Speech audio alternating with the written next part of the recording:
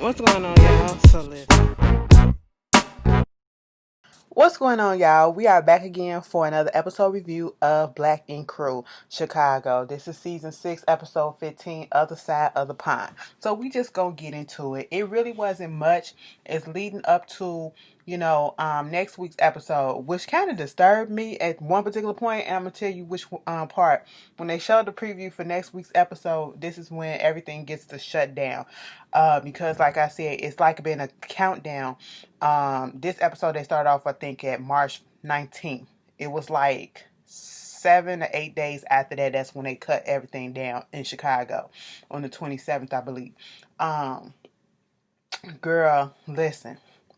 On that preview, when Bella was up in the store getting her stuff or whatever, and she had her gloves on and all that, and she talking about this is crazy and all this stuff of what's going on, and then she put that hand right here on her face. Girl, you got gloves on, okay? Like, you don't put that stuff to your face. Listen, that be irking me. Like, don't you're cross contaminating, okay? What is the point of having a glove on and then you putting whatever germs that you had on that goddamn glove on your face or whatever? That made me go, oh, for a minute, okay? When I see people touching a mask or whatever, and putting it underneath and everything, I'm like, whatever was on there is on your face now, okay? When y'all have y'all mask on like this and y'all have it, please, if you wearing a mask, wear it all the way over your face, your nose and your mouth. Don't just put it over your mouth, put it on your nose, because you do know you can breathe in. It's a respiratory thing, you know what I'm saying? So, and then when they pull it down, y'all pull that stuff down right underneath here. You putting whatever germs or whatever could have been on there on your body, and it can still travel up to your nose. Oh my God. Y'all, we got to be more careful, okay? Like, this is just making me so much more aware of stuff. And don't touch a mask if you don't have to. And if you got a disposable one, change that hoe out. You know what I'm saying? But anyway, let's just get into the episode. So, basically what's been going on, we got Charmaine. Charmaine been basically just vlogging her life during this pregnancy that she's been going through, and she's been on maternity leave. And when we first see her, she's going to this birthing class or whatever with new mothers or older mothers, or people that have babies or whatever, and she's a first time mom, so she's getting advice. She brought Plug there. Baby, when she was sitting there and them ladies was telling her all about the stuff, having stuff come out you when the baby come out, thinking about whether or not some poop gonna come out. Girl, I was Plugged sitting there like, what? Back in the day when my mama was pregnant with my younger sisters, okay, TLC used to have this show called Baby and Me or something like that, where they used to show people who was pregnant going through the process of going to the hospital, giving birth and all of that stuff. And oh my God, when I tell you they show everything, they show everything. It was okay. I said, more power to all you women who are out there who give birth, who willingly give birth. Like, I mean, who be like, and when I say willingly, meaning that y'all really want to get pregnant and you really want to have kids, more power to you, because I've never had that desire. You know what I'm saying? But y'all strong as hell, because I already know I would have been like, give me all the drugs. Girl, it can give me all the drugs. One girl said that the epidural wore off while she was in labor. I said, no. See, now we gave the epidural so that I wouldn't have to feel this. And then talking about some when it split. My mama said my sister split her. Okay, the second one, girl, she slid on out and split her. More power to my ladies out there, because baby, y'all are phenomenally strong. I'm a woman, and I listen. It was that time of the month, okay? It's that time of the month, and it came on this Saturday. Popped up out of nowhere, baby. And I know it's too much information, but since we talking about women business, okay? Fellas, you gotta learn too. Baby girl, listen. It took me out, okay? It took me to the floor. this whole weekend, I was just done. All right. I was so glad to wake up this morning and feel so much better than I felt on Saturday and Sunday. I said, what the heck? I mean, to the point where I went to sleep early on the weekend. I went to sleep before 8 o'clock. Okay, and that don't ever happen. Girl, the stuff that women go through, and then Charmaine gotta, she's talking about losing her mom, and I just feel so bad for her because she lost her mom a couple of months before her, you know, daughter was born and all that. And she was just blogging, going to this checking on the midwife, and being afraid because everything's heightened at this point because of the virus, the situation that's coming, and we getting more deaths and more cases popping up out here in Chicago during that time. And nobody wants to have to deal with going to the hospital at this time, and then the restrictions that they have to put on the being at the hospital and stuff like that. So she was going through the motion, and then at the end of the episode actually ended with her having a panic attack. It was like a panic/anxiety attack, because she said she was blocking out the news and stuff like that, and she finally watched it, and she just went into this anxiety ridden mode or whatever, having contractions and stuff like that. And she didn't really want to go to the hospital. And at one point, you see Neek back there. Po Neek. Neek was nervous, okay? He was just pulling everything out of everywhere. And I said, this really was down the time when everything was at the height, when we was trying to stock up on everything, because all them bottles of water. I said, look at all them cases of water. That's why we couldn't find them when we went to the store, because y'all done had it all up in y'all apartment, okay? Had a whole storage full of water right there, And she went in the bathroom and she was like, damn, I gotta go to the hospital now. I didn't want to go to the hospital at this point because, listen, all the stuff that's going on, but now I gotta go to the hospital because what? My water didn't broke, So Neek then got the pillows and the overnight bag or whatever, trying to throw it up in the trunk, and he speeded and almost getting into a car accident. She had to call her daddy and everything. So that was a lot that she was dealing with. And, that's how the episode ended with Charmaine. It started with Charmaine, ended with Charmaine. In the midst of that, we get the individual stories about, speaking about Charmaine, let's go to Second City Inc. Okay? The whole thing with Jess and Kitty. Kitty, I know that you feel some type of way about Jess. Jess kind of came at you wrong when y'all was down in New Orleans. She felt a little threatened, because another woman was coming in on the, territory or whatever. She was being a little territorial. She didn't understand the vibes and, the bond that you had with Charmaine. And because Charmaine failed to clearly communicate with her about the things that was going to go on with hiring you on staff. So that is understandable that y'all got this little bit of friction. But at this point in time where your boss is on maternity leave and, you need the extra help, just suck it up at this point. Quit walking around with a sourpuss face and, calling Charmaine. Obviously, they had a conversation for Jess to be back up in the shop. You know what I'm saying? And like Jess said, she is the managing partner. You're just a manager of of the brand, trying to put Second City on the map and branding it and, put it out there to the world or whatever. You're not the one that do the hiring and the firing, to be quite honest. Okay? That's Jess' job. That's Charmaine's job at this point, unless they give that to you, And Jess came in there to do her job. Jess is a tattoo artist, so therefore we need tattoo artists who can hire tattoo artists who knows what she's doing.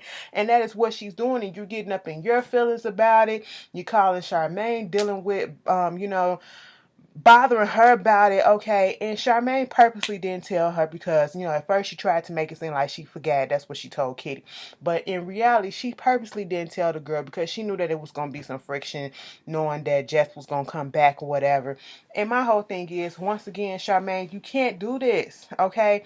Communication. You didn't tell Kitty, well, you didn't tell Jess that you was going to hire Kitty for a permanent thing, okay? And now you didn't tell Kitty that Jess wasn't coming back. That cuts down on a lot of friction and a lot of misunderstanding if you were to just clearly communicate with people. And I know you got pregnancy brain or whatever, but some of this stuff you're doing intentionally, okay, at this point. And at this point, what can you do about it, Kitty, but suck it up and do your job and let Jess do her job.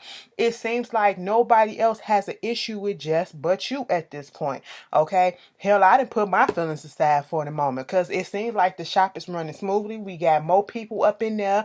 We got clients coming. We got tattoo artists coming. I did feel a little slight way about the fact that her friend came from London that we saw earlier in the season. I forgot his name. But he first came in, was flirting a little bit with Kit, and then Kit found out. I said, Kit, she didn't realize you hear the accent. You didn't put two and two together that, could be some association with Jess. I would automatically thought that because of the accent, that would just be me. You know what I'm saying? But, she didn't. And so she thought he was a little cutie or whatever. And, that dissipated as soon as she found out that was Jess' best friend and all that stuff. And then Jess hired him. And I was like, well, she is a managing partner. She can't do that. So, and if it's bringing money to the shop at this point, I don't see the issue. Okay, she don't really have to run that by you, Kit, because you're not a managing partner. Okay, you're just the brand ambassador. That's all you do. You know what I'm saying? To be quite honest, not trying to be shady or nothing, but that's what you do. Okay, and so we get into the whole situation with him and his background, how he was born in America from ages birth to 7 years old up until in Sacramento, California, until he had a little issue. Was he born? Sacramento. Yeah, that's California, but we do got a street out here in Sacramento. Okay, yeah, so I'm gonna say Sacramento, California. Okay, and I was like, is he Hispanic? Is he Latino? I was just kind of confused a little bit trying to figure out his ethnicity. You know what I'm saying? But obviously his dad lived up in England, and it was some issues that was going on. I guess he was a troubled child when he was younger, that the mom just said she couldn't deal with him and sent him off to England, and that's where he stayed at. He said the relationship between him and his mom is basically non-existent. He haven't heard from her. They haven't spoken to each other in 24 years. And I was like, wow, that's a big gap. So, hopefully he want to try to reach out and, see if something can happen with that. And I hope that he does, and I hope that it do work out for the best for him. Moving on from that, speaking of some more stuff with mommy daddy issues, Don. Don is up in Ford House doing his little spiritual stuff. And I ain't even gonna hate on him, you know what I'm saying? Because I'm glad that he went this route, trying to get spiritual with it or trying to calm himself, meditation and all this stuff, instead of doing his normal thing when he get into a rut or when things don't go right or whatever. What he go do, he go have, orgies, or I don't know if he have orgies or whatever, but he do go mess around and all that stuff. But technically he's still married to Ashley. And so unbeknownst to us, well, we don't know if he out there doing all that still. But on the show, from what they showing us, that's not what he doing. He basically taking the meditative route, trying to calm himself, center himself, get himself in a positive aura, positive space, and positive energy all around him, positive vibes, and I'm here for that. Okay, he said he do his meditation and all that right before his kids come over, and Ashley, and to deal with Ashley, okay, because we know Ashley likes to get into an argument all the time. We know that, all right? And as soon as she came into the door, you saw her face. I said, girl, you was ready to argue, and Don wasn't trying to give her that.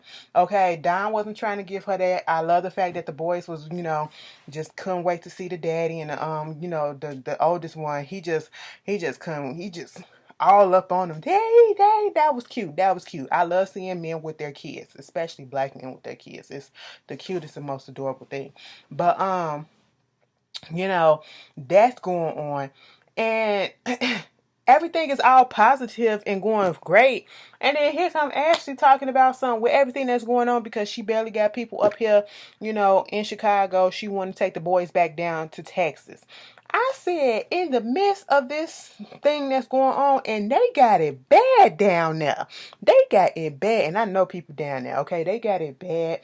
Somebody I know, people just got it. One day, girl, it's a lot. And from down there, you know what I'm saying? And I was like, you stay exactly where you at in this process, okay? No, we're not gonna do that. You know what I'm saying? So that what pissed Don off. That's what got him, out of his zone, because that's what happened the last time she brought that up. She threatened to want to, take the kids down there to Texas and move down there to Texas or whatever from him. And his whole thing is like he don't want to be away from his kids. It's bad enough that they got to live in separate homes as it is. And then, she already talking about how, she has to go through so much just to get them ready and making sure that everything that they came with, if they come back with, and all of this stuff or whatever, but now you want to take the kids from their father. That's how people look at it. And that's how he looking at it. You're taking my kids from from me. For what? Okay, it's like you're punishing the kids for what? You're trying to really punish me by taking my kids away, knowing that I'm not going to be able to see them as much as I want to. I'm a good dad and all this stuff. And I feel where Don come from. And honestly, in any other situation, usually we'll see that, yeah, he done messed up, but he is a good dad. And usually when the dad is being the F boy, I can understand why a woman will probably don't want that influence in their children's life or whatever. But I truly feel like a part of me just feel like, Ashley is doing this just to be vindictive. I really do. I really do. She doing that just to be vindictive at this point, because why would you do that in the midst of this? I know people are scared or whatever, but in the midst of something going on like this is when we need everybody around us, okay? And I know you want to be surrounded by your family, but why would you take your boys away, and then that'll be more resentment built up? Because what if you would have got trapped up in Texas? I don't know what their situation is now. What if you would have took them down there to Texas, and then you can't come back up there to see them because of the quarantine, and then he had to go months without seeing his kids? You know what I'm saying? That's messed up. All because you wanted to go down there to Texas just to get away from him. For what? Y'all already living separately. Keep it the way that it is at this point. If it ain't broke, don't fix it right now. You know what I'm saying? Not in the midst of a pandemic, that's gearing up.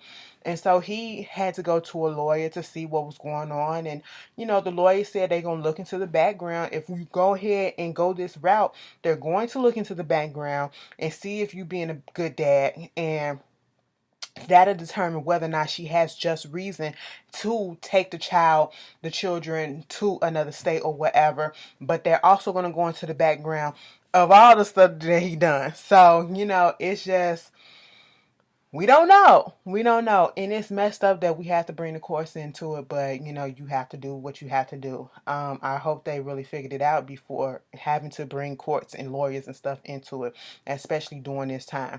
And speaking of another relationship that's going down the tubes or whatever, so we get, Ryan and Don and Ford, they were sitting down there talking about everything, what's going on, and how Ford, once again, he's talking about wanting a family. He's the only one that don't have a relationship, don't have a woman in his life, and he wants that type of love that him and that Ryan and Rachel got or whatever.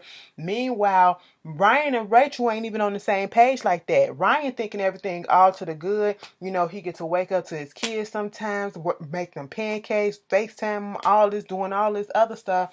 Meanwhile, Rachel over there talking to her friend about how, things ain't really cool or whatever. I mean, sometimes we can be cool, sometimes we can't. But at this point in time, like, he just ain't gonna act right. He's still doing the same stuff. And the friend was like, "Is it the kid situation?" And she was like, "No, it's just other women. They showing social media posts and stuff." Let me tell you something, that social media stuff will get you caught up. You can just be commenting, harmlessly. "Was that a spider? Or was that a little bit of my hair?" You know, Girl, I seen this bug at work today. It scared me. It was like a centipede or something. It was clear too. I was like, "What the hell is this?" It looked like a spider mixed with a centipede because it had long legs and little legs at the same time. And it was long. I was like, what is this? What is this? And it disappeared before I can kill it. I was confused. I was sitting up in the workroom like this.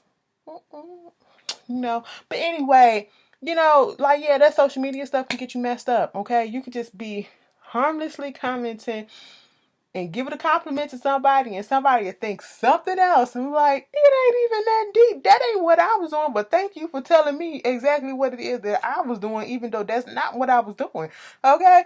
But, she basically saying, at this point, the relationship has ran its course. You know, a lot of people probably want to see them together because of the simple fact that they're high school sweethearts. They've been together since they were teenagers, you know, um, and want to see them probably getting married, thinking that that's what's going to happen. And at the end of the day, it's just not going to happen, and that just happened, okay? Some people you're going to be in each other's lives regardless for the rest of your life because you got kids, but that don't mean that y'all are meant to be together in a romantic type of way, in an intimate, romantical type of way. Maybe just friends, maybe just associates, maybe just parents. That's it, okay? It happens, you know what I'm saying? It brings the course. Um, that was basically, I think that was basically it that was going on in the episode. Okay, I got through with that quick. 20 minutes. That's how long I usually do. But next week is when everything starts to shut down. Okay, I'm really looking forward to next week's episode to see how they handle that whole situation, and especially how, the artists gonna handle it because they are non-essential artists, and, if nobody is open, they ain't getting no money. They ain't getting no money no way, no how. And I know, like, when same thing like with the hair salons and stuff like that, people was doing their stuff on the side because my stylist was doing his stuff on the side.